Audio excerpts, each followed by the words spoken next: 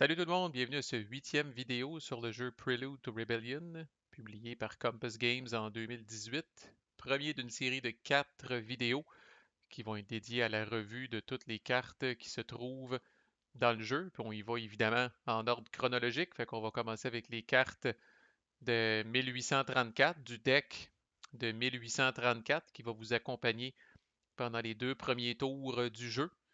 Puis quand je vais réviser aussi là, le deck d'une année en cours, là, ou comme dans ce cas-là, le deck de 1834 qui couvre les 2 premiers tours du jeu, je vais aussi réviser les Key Events qui sont mises dans l'Opportunity Pool lors de ces tours-là. Alors, dans le cas de 1834, on a une seule Key Event qui est placée dans l'Opportunity Pool au début du tour late 1834. On va en avoir plus à mesure que la game progresse. Fait qu'avec ça, 4 vidéos, je devrais être bon pour faire le tour. D'abord, le deck de 1834 contient exactement 24 cartes, ce qui veut dire, considérant le nombre de cartes que les joueurs pigent au début du tour, le nombre de cartes qui sont mises dans l'Opportunity Pool au début des tours, vous devriez, dans une game typique, voir 19 cartes sur euh, les 24 que contiennent le deck. Alors, dans une game typique, il y a 5 cartes de 1834 que vous ne verrez pas. Plus que ça, si jamais des joueurs ont gardé des cartes de 1834 à la fin du tour early 1834, parce que je le rappelle, ils vont piger à ce moment-là des cartes de moins du deck 1834. Donc, ça pourrait aller jusqu'à 6, 7 cartes du deck 1834 que vous ne voyez pas. Mais même si tout le monde joue toutes ces cartes tout le temps, il va toujours avoir 5 cartes de 1834 que vous ne verrez pas. Alors, suspense, suspense. Allons-y sans plus tarder avec la revue individuelle des cartes. On est là pour ça. Comme je fais tout le temps dans ce cas-là, là, je vous ai fait un premier petit tas de cartes qui représentent là, les cartes un peu là, variées qui se trouvent dans le deck. Puis il y en a certaines semblables que j'ai regroupées ensemble là, que je vais couvrir à la fin complètement du vidéo. Alors, on passe ça sur les chapeaux de roue avec la Société Saint-Jean-Baptiste. Donc, grosse carte patriote de 6 euh, qui demeure en jeu jusqu'à la fin de la game. Donc, c'est pas rien. C'est très flavorful là, pour ceux qui habiteraient pas au Québec. Là. Notre fête nationale, encore aujourd'hui, est le 24 juin. Et si on veut, là, ça a un peu pris naissance, là, un peu paradon, là, autour du moment où le jeu euh, a commencé. Là.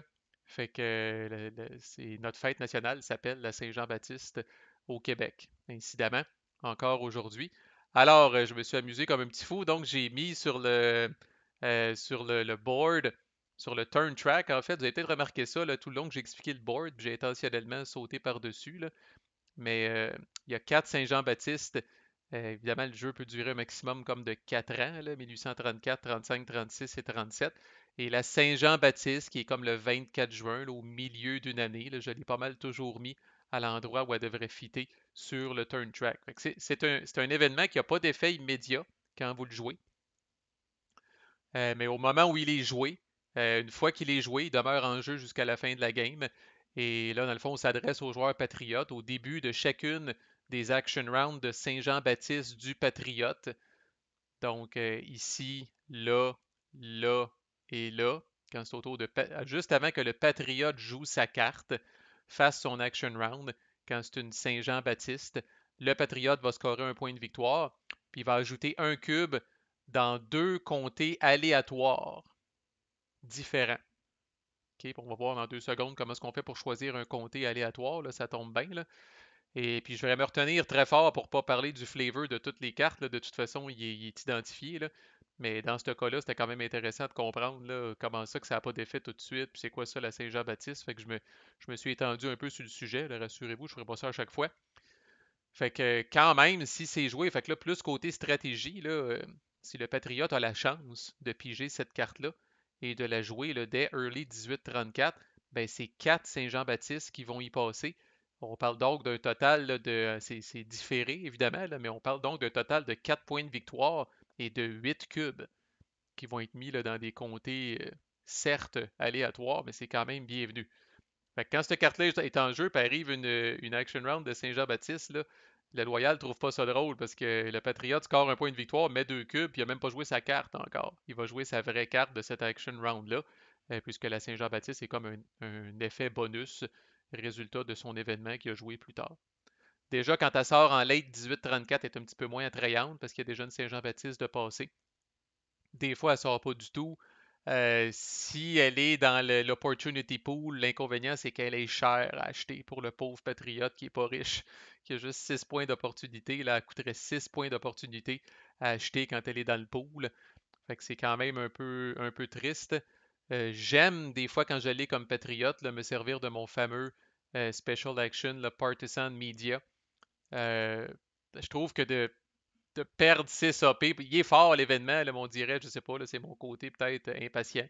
De ne pas avoir de bénéfices tout de suite, de ne pas pouvoir là, améliorer ma situation sur le board au moment que je le joue.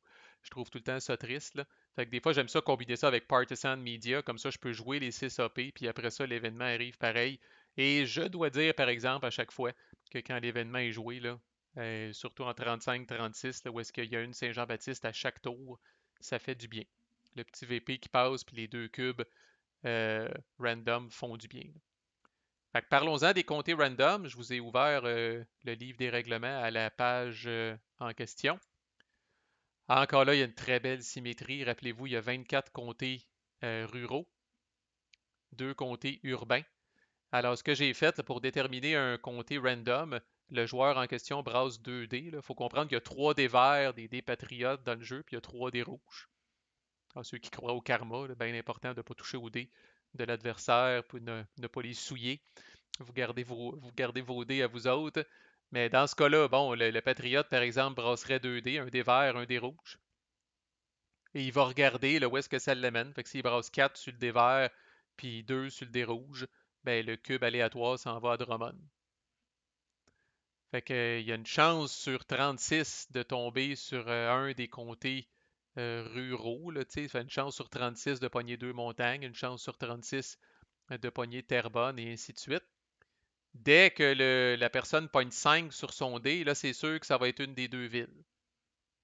Donc, si on pogne 5 sur le dé vert, puis 1, 2, 3 sur le dé rouge chez Montréal, 5 sur le dé vert, 4, 5, 6 sur le dé rouge chez Québec. Et question de pimenter ça un petit peu, j'ai gardé un petit trill que si on brasse 6 sur le dé vert, ben là, c'est au choix du joueur qui est en train de brasser. Fait que mine de rien, ceux qui disent oh, des cubes dans des comtés aléatoires, c'est pas la fin du monde. Et ça peut tomber sur des villes quand même. Ça peut tomber sur Montréal, ça peut tomber sur Québec, des comtés qui, je le rappelle, normalement, ça coûte 2 AP pour mobiliser dans ces comtés-là. Là. Puis vous pouvez être sûr que si le Patriote pointe 6 sur son dévers, Player's Choice, il va probablement prendre Montréal, il va probablement prendre une ville là, pour rentabiliser le plus possible son cube. Là. Fait que, comme je disais, là, si c'est joué early 18-34, là, 8 cubes au total dans des comtés random, incluant des villes, des fois, c'est pas négligeable. Fait que bonne petite carte patriote, somme toute. Et là, on va apprendre le raccourci Discard Alt D, c'est compris. Autre petite carte patriote, vraiment, autre petite carte patriote en fait, parce que c'est Jean-Baptiste, c'est pas une petite carte patriote. Alors, Talks Among the Kinsfolk, ça fait partie d'un cycle de 3 cartes. Il y a une carte semblable à ça en 35-36, puis il y a une carte semblable à ça en 1837, mais qui est de plus en plus puissante. Là. Encore là, je me suis amusé un petit peu dans le design des cartes. Alors, qu'est-ce que ça dit? N'ajustez pas votre appareil. Le joueur loyal ajoute un cube loyal dans un comté qui a un biais loyal. Alors, le loyal a un petit quelque chose avec cet événement-là, mais ensuite, le patriote ajoute un total de 3 cubes dans des comtés avec un biais patriote, pas plus qu'un cube par comté. Fait que le loyal va recevoir un cube, le patriote va recevoir 3 cubes. C'est quand même un événement qui est plus pro-patriote que pro-loyal, mais quand même. Donc, ça représente là, puis on va le voir, là, ça gagne en envergure, comme je disais, à mesure que les decks arrivent, là, mais ça représente là, le bouche à oreille, le commérage entre entre les différentes personnes, là, entre les habitants là, sur le conflit. C'est vrai, j'avais dit que je ne parlerais pas trop du thème, excusez. Souvent plus fort que moi, vous l'aurez remarqué. L'écho du pays qu'on a vu dans quelques exemples, dans quelques vidéos jusqu'à maintenant, là, Euh, carte de 4, Patriote, on ajoute 3 cubes à Richelieu, puis un cube dans 2 des 4 comtés qui sont listés, Saint-Hyacinthe, Rouville, Verchères et Yamaska. Donc c'est pas mal tout dans ce qu'on appelle là, la vallée du Richelieu. Là.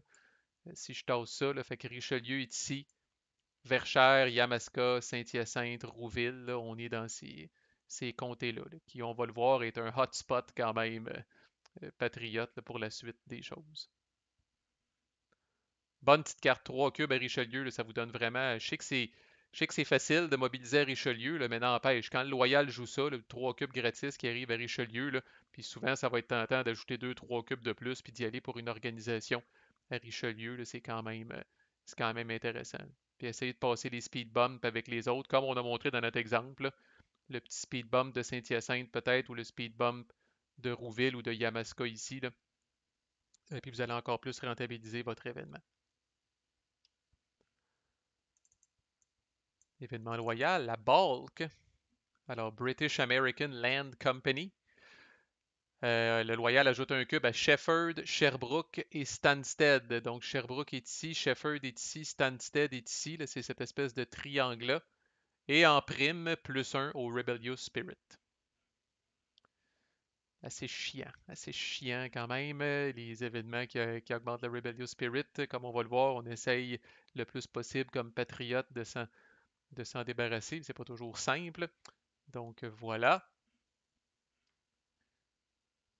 Immigration anglophone, British Immigration. Encore là, British Immigration, il y en a une dans le deck de 1834, une dans le deck de 3536, puis une dans le deck de 37. Alors ça va être fait. Elles sont identiques, là, contrairement à l'autre Talks Among the Kidsfolk que je disais tantôt, là, que les cartes augmentent en power.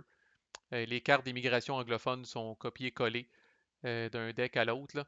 Alors quand même, le Loyal ajoute un total de 5 cubes à Montréal, Québec, deux montagnes qui est ici, ou n'importe quel comté avec un billet loyal, pas plus qu'un cube par comté.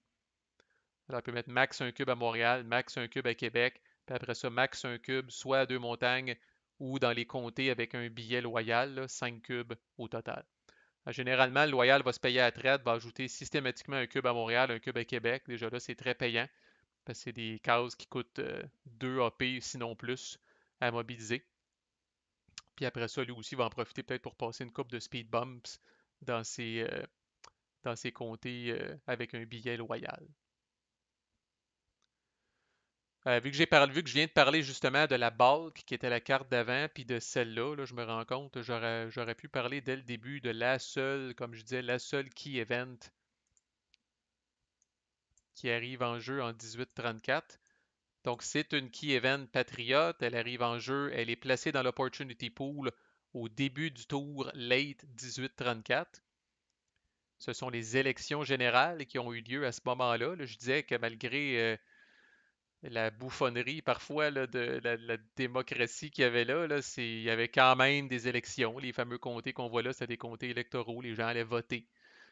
Fait que, il y a eu des élections générales, les dernières avant le soulèvement, en late 1834. Donc, puis c'était vraiment à la fin de l'année 1834. Je ne me rappelle pas la date exacte, là, mais c'est la raison du prérequis que vous voyez là. Cette carte-là peut être jouée uniquement lors de l'Action Round 6, 7 ou 8. Donc le Patriote a un petit peu de jeu, mais pas tant que ça. Là, ça va arriver à la fin du tour nécessairement. Et c'est quand même très payant. Là. Le Patriote score 1 VP pour chacun des comtés, des 7 comtés qui sont listés là, où sa valeur de mobilisation est plus grande ou égale à celle du Loyal. Et comme reminder visuel, étant donné qu'on est gentil, c'est là qu'on vous a mis ce fameux crest-là ici, vis-à-vis ces comtés-là. Là. Donc l'Acadie, Missisquoi, Stansted, Shefford, Sherbrooke, Beauce, Mégantic sont les 7 comtés. Alors, les key events, quand même, c'est des gros events. On va se payer à la traite un petit peu au niveau du flavor. Là. Mais comme je disais, là, les Patriotes étaient outrageusement majoritaires au Parlement. Là, mais je pense qu'ils n'ont jamais eu une aussi grande majorité qu'après les élections générales de la fin 1834. Alors, les gens ont parlé, la démocratie a parlé, les gens ont parlé avec leur vote. Alors, même dans des comtés des fois très anglophones, très pro-loyal, les Patriotes ont réussi à faire élire des députés. Là. Alors, c'est ce que ça représente. Ça, c'est des comtés où la lutte était serrée, mais qu'historiquement, dans la majorité de ces comtés-là, le Patriote a réussi à faire élire ses députés. Alors, il y a un potentiel, c'est rare que ça va être comme ça, là, mais il y a un potentiel pour le Patriote de scorer 7 points de victoire avec cette carte-là. Dans les faits, attendez-vous d'en scorer peut-être 3-4 en moyenne. Fait que l'Acadie, Stansted sont deux comtés dans la liste qui ont quand même un bias patriote, les deux seuls comtés sur les 5 qui ont un bias patriote. Alors eux autres, ça ne devrait pas être trop difficile. Puis généralement, là, vous pouvez être fatigant comme patriote, puis venir égaliser, par exemple, à Mégantic, ou dans le cas de Beauce, n'oubliez pas, s'il n'y a pas de cube, votre mobilisation patriote est considérée égale à la mobilisation loyale, alors vous allez gagner les élections en Beauce. Alors, vous forcez le loyal, même si ça ne tente pas bien, bien, à peut-être dépenser 2 AP pour venir mettre un cube ici. Puis même là, si le loyal fait ça, les choses étant ce qu'elles sont, pour venir mobiliser cette boîte-là, si vous avez été attentif, ça va vous coûter seulement 1 AP. Alors encore là, vous venez égaliser, puis vous menacez encore de gagner les élections. Là, vous forcez le loyal là, à venir ajouter un autre cube de plus pour finalement là, vous distancer un petit peu plus, dans ce cas-là, en Beauce. Là. Mais généralement, le Loyal va lancer la serviette un mané puis va comme concéder 3-4 points de victoire, ce qui se prend bien pour pour une carte de 2. Là. Fait que je rappelle qu'elle va être placée dans l'Opportunity Pool. Alors ça, c'est le coût que vous allez devoir payer en points d'opportunité pour vous l'acheter comme Patriote. C'est rare qu'on ne la joue pas, là, d'échanger 2 AP, même si c'est pour 2 points de victoire, souvent ça vaut la peine. Fait que. Alors j'en parle là parce qu'on a vu là, avec British Immigration puis la British American Land Company, la BALC, là, la BALC vient mettre des cubes dans ces trois comtés-là, qui sont trois comtés entre guillemets électoraux. Puis British Immigration vous permet de mettre des cubes dans des comtés avec un billet loyal. Encore là, les comtés électoraux souvent vont être ciblés avec cet event-là. Il n'y en aura pas de facile quand même pour le patriote. Là. Des fois, il doit se battre un peu. Puis on va voir dans les stratégies, là, mais faut apprendre comme patriote quand est-ce qu'il faut lâcher prise, comme on dit. Là. Courez pas après ces points de victoire-là au détriment du reste. Prenez ce qui passe. C'est pour ça. Il n'y a pas des attentes de faire 7 points de victoire avec cette carte-là. C'est à peu près impossible. Euh, Ayez en tête 3-4 points de victoire, puis vous ne serez pas déçu, là, mais ça se prend quand même très bien. Alors, je répète, une key event, elle va être mise systématiquement dans l'opportunity pool au début du tour late 18-34, c'est sûr. Donc, à toutes les games, le Patriote va avoir l'opportunité de la jouer s'il veut. Carte neutre, correspondance entre Aylmer et Glenelg. Donc, Aylmer, qui était le gouverneur de la colonie avant Gosford, là, en tout cas. Et puis Glenelg, là, qui était un genre. L'Empire britannique avait tellement de colonies dans ce temps-là qu'il y avait un Secretary of Colonies, qui c'était un poste que quelqu'un pouvait occuper pour gérer les multiples colonies. Donc, il y a eu de la correspondance entre les deux, entre le gouverneur et ce fameux Secretary des colonies-là. Alors, je l'ai mis neutre, cet événement-là, c'est très intriguant, c'est très intéressant. Là.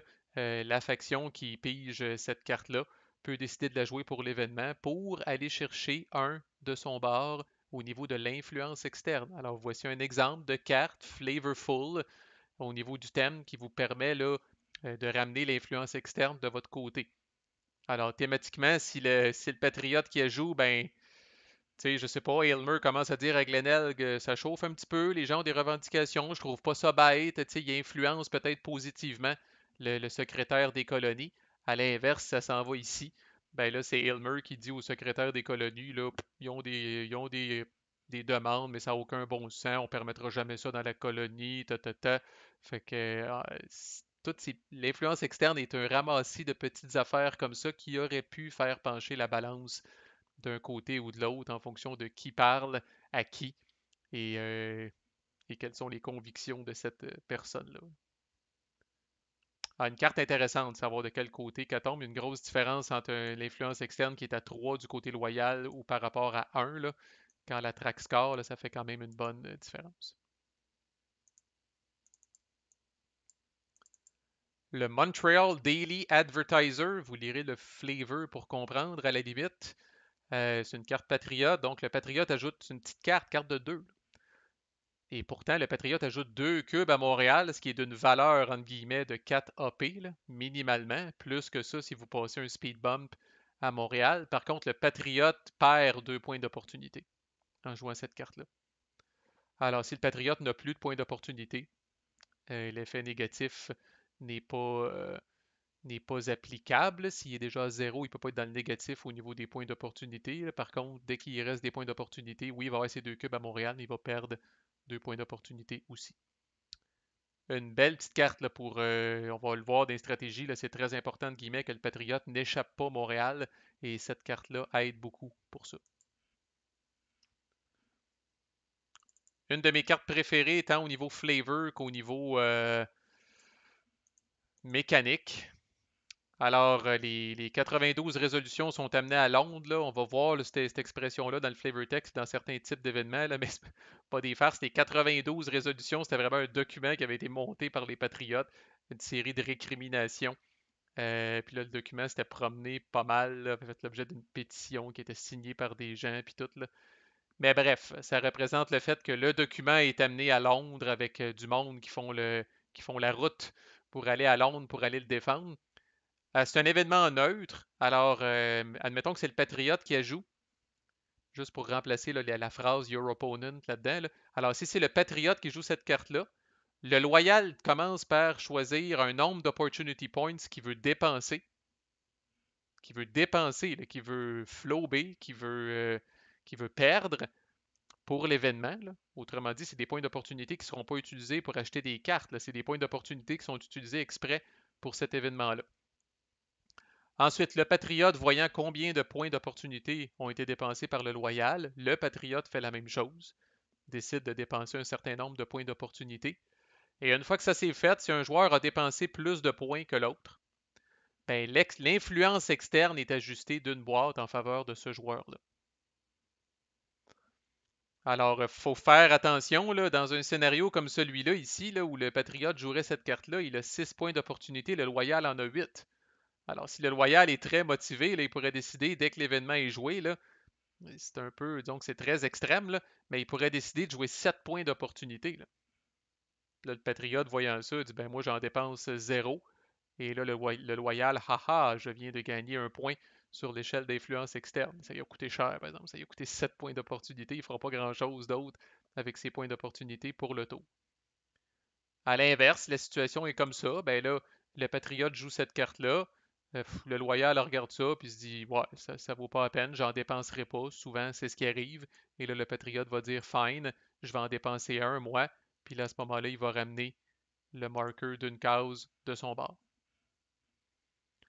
Très intéressant, genre de cat and mouse, là, un petit peu. Là. Les joueurs attendent avant de dépenser des points d'opportunité pour acheter des cartes dans le pool parce qu'ils disent d'un coup qu'il y a cette carte-là, je ne serai pas en mesure de dépenser des points. Fait que bref, très, très intéressant. Quand la carte est dans l'opportunity pool aussi, ça devient très intéressant parce que l'acheter comme tel va vous coûter 2 points d'opportunité et c'est peut-être ce qui va faire en sorte que vous allez vous retrouver avec moins de points d'opportunité que votre adversaire. Fait que toutes sortes de twists, d'histoires intéressantes là, au niveau de cette carte-là, le genre de petit bidding, pas secret, mais justement bidding qui est fait d'abord par l'adversaire de celui qui a joué la carte, puis ensuite par la personne qui a joué la carte. Là, j'ai fait comme si c'était le Patriote qui l'avait dans ses mains, mais je répète, c'est un événement neutre.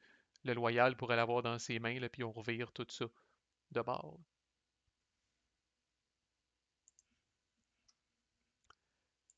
Élection mouvementée à 2 montagnes. 2 montagnes, là, une marmite, là, un ticking time bomb, bon, un endroit bouillant. Alors, les deux factions, c'est un événement loyal quand même. Les deux factions ajoutent 2 cubes à 2 montagnes et on fait +1 au Rebellious Spirit. Alors, 2 montagnes, là, c'est le feu prend là, c'est pas long, là. Déjà au début de la game, il y a 3 cubes patriotes, 2 cubes loyal. Suite à cet événement-là, il va y avoir 5 cubes patriotes, 4 cubes loyal. Donc quasiment prêt à créer une organisation déjà à 2 montagnes.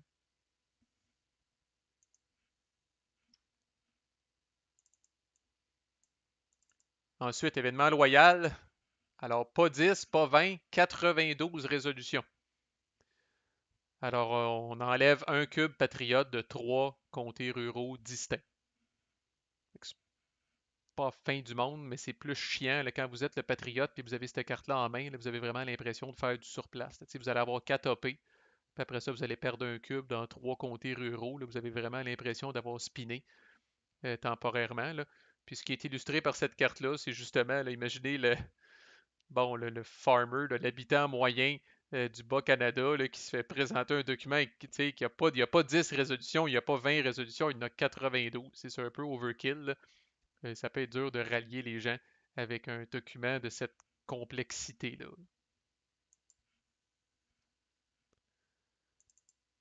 Verchères la précoce. Alors, euh, petite carte, patriote, ajoute 3 cubes à Verchères. Encore là, comme Richelieu tantôt, Verchères est un chaud lapin. Verchères la précoce est un chaud lapin. Alors, on ajoute 3 cubes à Verchères. Ça se prend bien quand c'est l'adversaire qui a cette carte-là en main. Il va jouer 2 AP, puis après ça, comme patriote, vous allez mettre 3 cubes à Verchères. Encore là, très bon kickstart pour Verchères pour être prête éventuellement là, à la mobiliser pour qu'elle puisse se créer une organisation. Et finalement, dans les cartes un peu de tout, des réformistes inquiets qui se réunissent chez Étienne Parent.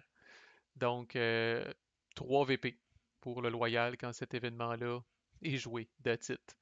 Alors, quand je l'ai comme loyal, souvent je vais me forcer pour la jouer pour l'événement parce que 3 VP quand même, c'est pas rien. Évidemment, j'aime mieux quand c'est le Patriote qui l'a dans sa main. Il va jouer ses 4 points d'activité, puis après ça, je reçois 3 VP.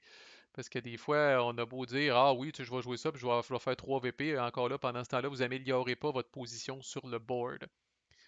Alors, il faut timer ça correctement par rapport aux scoring tracks, là, parce que pendant cette carte-là, là, vous n'allez pas mettre de cube nulle part, vous n'allez pas créer d'organisation nulle part, vous n'allez pas rien faire d'autre que de gagner des VP, là, mais quand même 3 VP, c'est très bien. Ensuite, voici non pas une, mais 2 cartes killer. Les deux sont pareilles. Ceux qui ont déjà joué au jeu vont probablement les reconnaître et faire des cauchemars.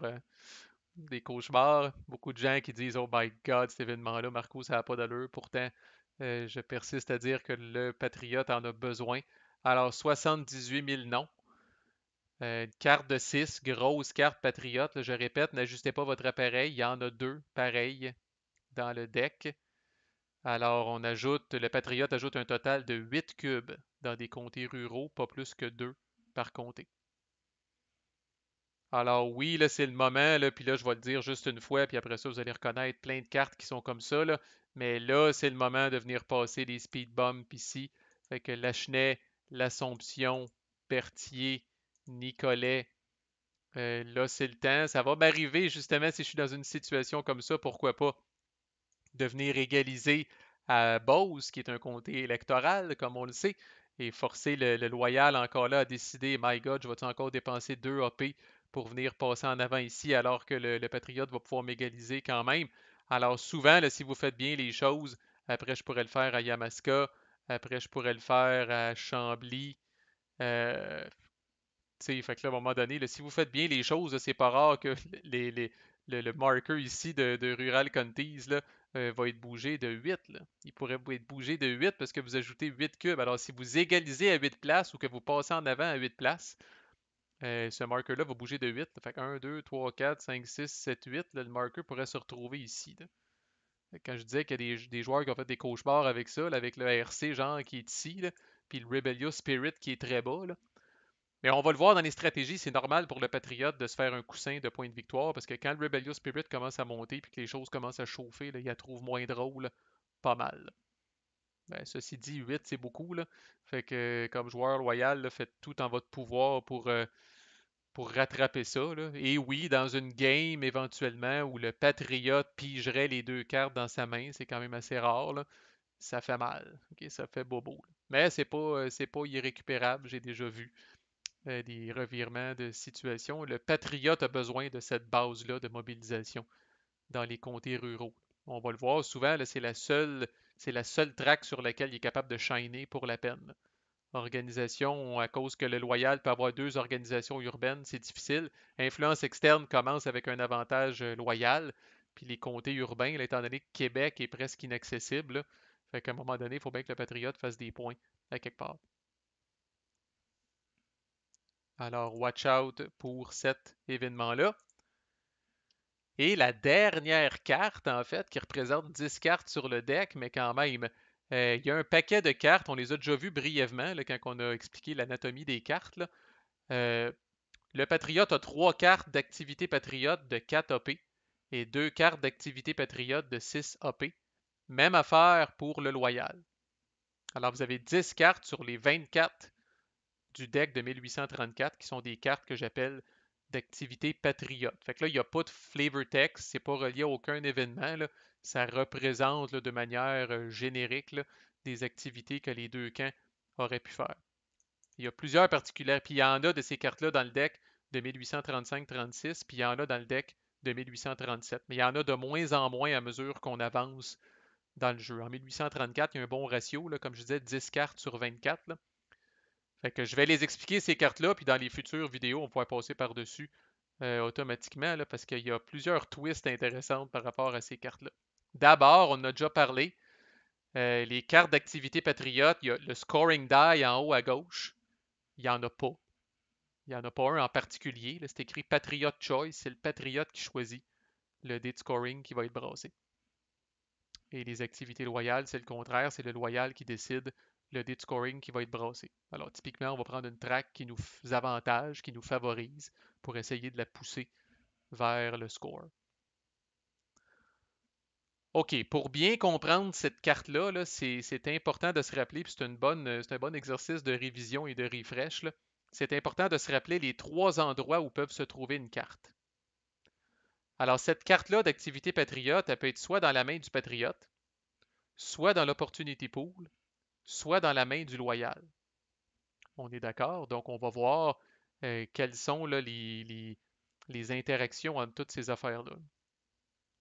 Alors, si vous êtes le patriote et que vous avez cette carte-là dans votre main, je vous dirais le 95% du temps, n'oubliez pas, là, vous allez lire l'événement peut-être, puis vous allez dire, hein, mais voyons, ça n'a pas de sens, qu'est-ce que je peux faire avec ça? N'oubliez jamais, quand vous jouez une carte de votre faction, de votre main, là c'est le patriote, il y a cette carte-là dans sa main, c'est une carte patriote, vous pouvez toujours la jouer pour les points d'activité.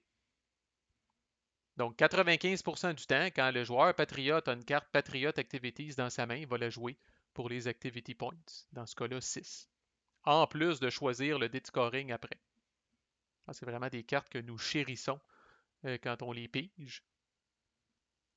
Ça va arriver, là, si on prend le temps de lire l'événement, ça dit, bon, si la carte est jouée de l'Opportunity Pool, vous faites des actions qui valent un total de 6 AP. Sinon, ce qui est le cas quand le Patriote l'a dans sa main, ben, il peut choisir, c'est ça qui mélange les joueurs, il peut choisir entre faire des actions qui valent 3 AP. Fait que là, il se dit, why the fuck que je ferais ça parce que la carte vaut 6. Ou, qui est l'affaire qui est peut-être utilisée 5% du temps, si vous êtes vraiment, mais vraiment, mais vraiment en manque de points d'opportunité, vous pouvez utiliser là, la dernière section de l'événement qui dit de gagner 3 points d'opportunité et de mettre cette carte-là dans l'opportunity pool. Alors, là, si là, vous êtes affamé d'opportunity points, et vous êtes prêt à sacrifier une carte de 6 AP pour gagner 3 points d'opportunité, allez-y. Mais comme dans la pratique, je vois ça peut-être 5% du temps. Là. Sinon, quand vous l'avez dans votre main, vous êtes le patriote, vous avez cette carte-là dans votre main, vous allez jouer les AP la grande majorité du temps. Et évidemment, vous aurez deviné que les cartes de 4, là, tout est en conséquence. Là. Fait que la carte de 4, c'est Perform Actions qui valent un total de 4 AP. Otherwise, de faire des actions qui valent un total de 2 AP ou de gagner 2 points d'opportunité puis de mettre cette carte-là dans le pool. Ça va être plus clair quand on va voir les autres scénarios. Alors, qu'arrive-t-il si cette carte-là est dans l'offre des opportunités, l'opportunity pool? Regardez ça. Je vais garder mon exemple là, de carte de 6 là, pour ne pas vous mêler.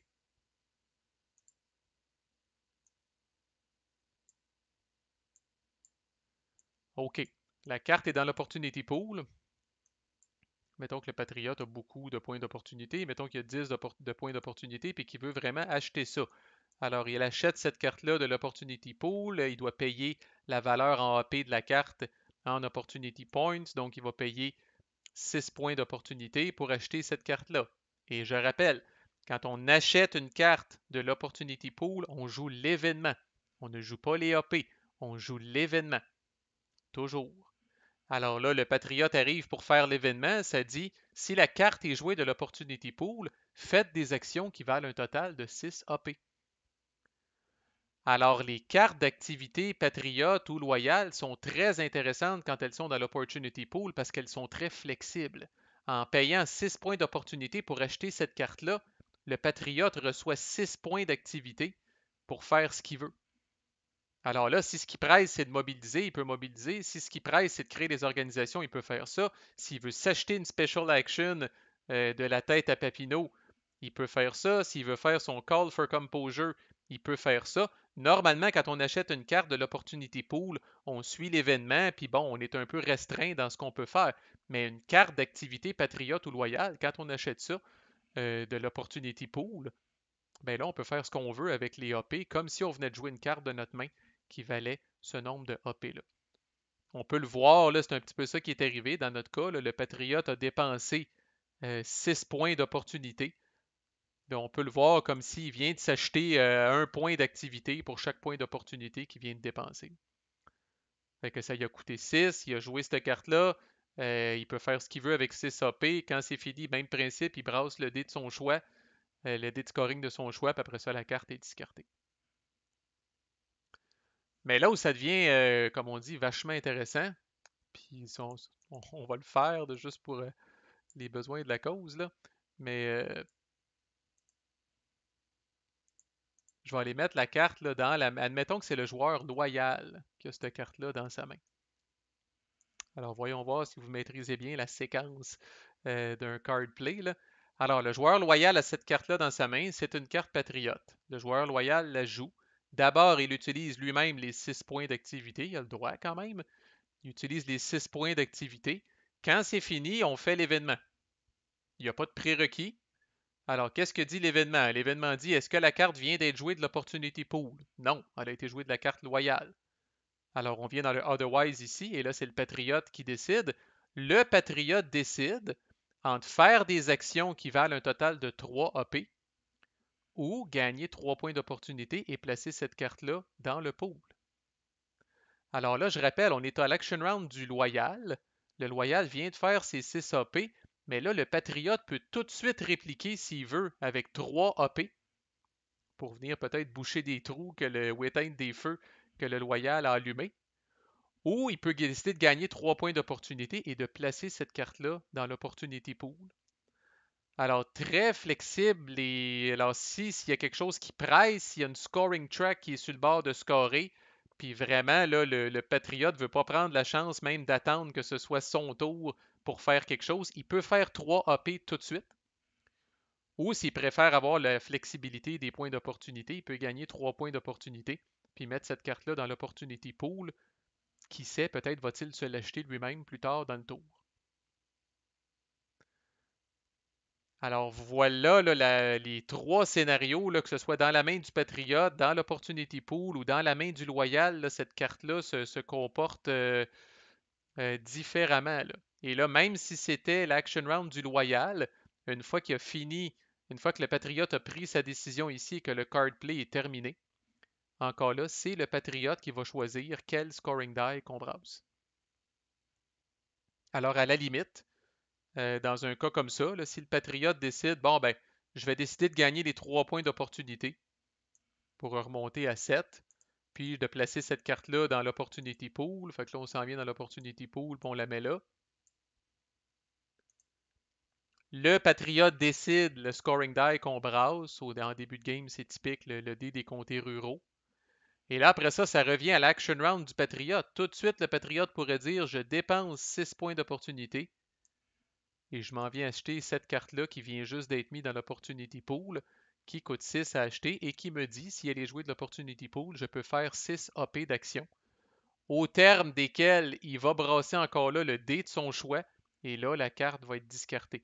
Fait que vraiment, là, les cartes d'activité, le loyal ou patriote, s'ils sont dans la main de l'adversaire, c'est triste, là. C'est un casse-tête parce qu'on se dit, oh my god, soit qu'il va pouvoir répliquer tout de suite à mon action ou gagner des points d'opportunité. En plus, il choisit le dé qui va être brassé. Là, on les aime pas, ces cartes-là.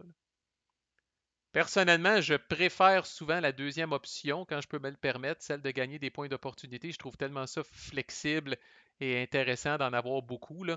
Mais encore là, si ça presse, si ça brûle, si le feu est pris quelque part, je n'hésiterai pas à plutôt faire dans le cas où c'est le loyal qui joue cette carte-là de sa main, là, j'hésiterai pas à faire les 3 AP pour répondre tout de suite aux 6 AP qu'il vient de faire avant de moi-même jouer ma carte dans l'action round d'après. Alors voilà, suivez ce qu'on a parlé, la séquence de comment jouer une carte puis tout ça. Là, on l'a vraiment explicité en long et en large ensemble. Là. Mais si vous suivez là, la séquence, là, vous ne devriez pas vous tromper avec ça. Et ma foi, ça, ben, comme je dis, là, il y en a plusieurs, fait qu'ils sont tous pareils, à part la valeur, là, 4 AP ou 6 AP. Là. Sinon, ça conclut les cartes, la revue des cartes de 1834. Fait que prochaine vidéo, on s'attaque aux cartes de 1835-36. Alors, si vous voulez poursuivre le chemin qui va faire de vous un meilleur joueur de Prelude to Rebellion, lâchez pas, poursuivez dans la playlist, comme on dit, I got you covered. Merci de votre écoute.